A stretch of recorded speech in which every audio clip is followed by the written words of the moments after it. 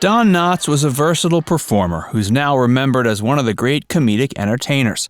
But what was his early life like? His childhood consisted of many struggles, and it wasn't easy to begin his career in show business. His daughter Karen, who's also worked in show business, has recently written a book about her father's life and career. She also discussed what Don Knotts did on his deathbed. Let's see what happened according to his daughter. What Don Knotts did on his deathbed. We sadly lost Don Knotts February 24, 2006 in Los Angeles. He was 81 years old and died from complications due to lung cancer, complicated by pneumonia. This description may leave a sad picture for fans of Don Knotts, but even in his last moments, Don was doing what he did best, making others laugh. He cracked jokes and made everyone laugh even as he was suffering from illness. In fact, his comic performance during his final moments was so great, his daughter Karen had to leave the room as she couldn't control her laughter. That was Don Knotts for you. He dedicated his life to making others laugh. Before we tell you about Don Knotts' incredible life and career, be sure to give this video a like and subscribe to Facts First for more. Early life. Don Knotts was born Jesse Donald Knotts, July 21, 1924, in Morgantown, West Virginia. His childhood wasn't easy. He was the youngest of 4 boys. His mother was 40 when Don was born, and it was during a time when the family was struggling. His father suffered from mental illness, which took a serious toll on the Knotts family. His father was also an alcoholic and would sometimes attack young Don with a knife while drunk. His father died when Don was 13, and his mother struggled to raise 4 boys on her own. These harrowing experiences caused Don to become shy and introverted for much of his youth. Yet there was also something bubbling inside him. He had the desire to entertain others. One can speculate his harrowing childhood made him want to bring more happiness to the world. He was determined to pursue a career in showbiz. He began performing during his teens at school functions and at his church. Here, he honed his craft and made a great impression on others. These teenage performances made him realize that he could one day bring his talents to a wider audience. The military and Don's early career. Don graduated from Morgantown High School and then enlisted in the U.S. Armed Forces during the Second World War. But in the military, he didn't serve to fight. He was tasked with entertaining the troops. Here, he continued to perform as a ventriloquist and comedian as he did during his teens. It was during this time he realized he had a knack for comedy. He got compliments from other entertainers who told him he didn't need the dummy and he should put ventriloquism aside. He got rid of the dummy and performed solely alone.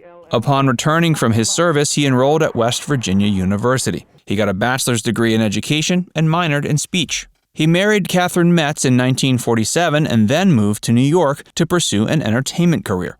He began performing comedy in nightclubs. As his profile grew, he appeared on radio shows, and before long, he made the occasional appearance on a popular TV show. But while he was getting regular work, he struggled to become a household name. The competition was fierce, and Don needed to stand out from the crowd. He persevered and soon created a few memorable characters in radio and TV. His best-known roles from his early career included Windy Wales from the radio series Bobby Benson and the B-Bar-B Riders. He also had a recurring role in the popular soap opera Search for Tomorrow. Then he became a regular on popular variety show The Steve Allen Show. Meet Barney Fife. In 1960, Don Knotts landed the role of Barney Fife in The Andy Griffith Show, a new sitcom starring Andy Griffith, who had become a popular TV actor. This was the show that made Don Knotts a star. Barney Fife was the lovable and goofy police officer who helped Sheriff Andy Taylor keep the peace in their sleepy town of Mayberry. He played the character throughout the series, and his performance garnered him 5 Emmy Awards for Best Supporting Actor in a Television Comedy. One thing that even hardcore fans of the show may not know is that originally Andy Taylor was supposed to be the funny man, while Barney Fife would play the straight man. But the duo soon realized Don had comedic talent that had to be shared with the world. Barney Fife is remembered as one of the great comic characters of American television. It's hard to imagine anyone but Don Knotts playing the role. And while Barney Fife was a supporting character, it's safe to say he's one of the main highlights of the show. Don loved playing Barney Fife and was happy to discuss the character whenever he gave an interview or had an appearance on a talk show. But he also wanted to avoid being typecast.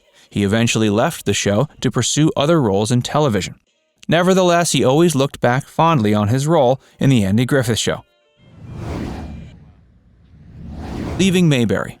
After The Andy Griffith Show, he began regularly acting in feature films. These included roles in films such as No Deposit, No Return, Herbie Goes to Monte Carlo, and The Incredible Mr. Limpet.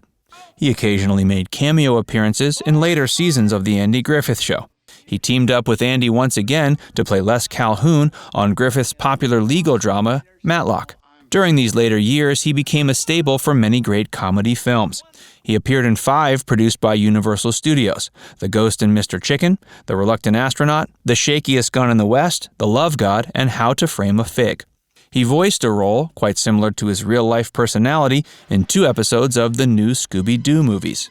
At the end of the 70s, he created another popular role audiences still remember him by. This was as the goofy landlord Ralph Furley in the sitcom Three's Company. He even starred in a short-lived variety show of his own called The Don Knotts Show. In the 90s and 2000s, his career slowed down, partially due to his health. He had a cameo role in the 96 film Big Bully. He also had an important role in the 1998 film Pleasantville. His final film role was the direct-to-video film Air Buddies, a sequel to the popular film Air Bud. After he passed, many prominent figures in show business paid their respects to him. There's even a statue commemorating him in his hometown of Morgantown, West Virginia. According to his daughter, Don's daughter Karen is also an actress. She's published a book called Tied Up in Knots about her relationship with her father and his incredible life story. She's even performed a few live shows where she discusses the book and her relationship with her father. Many die-hard fans of Knots want to know more about his amazing life and career. Through this book, Karen hopes to answer questions from lifelong fans. One can also hope a new generation will discover Don Knotts through the book and through reruns of his shows and films. After all, even when he was on his deathbed, he was still focused on making others laugh. Now it's time to hear from you. Who is your favorite Don Knotts role? Let us know in the comments section below. And before you go, make sure you give this video a like and subscribe to Facts Verse if you haven't already. Click the bell icon to stay updated on all our latest content.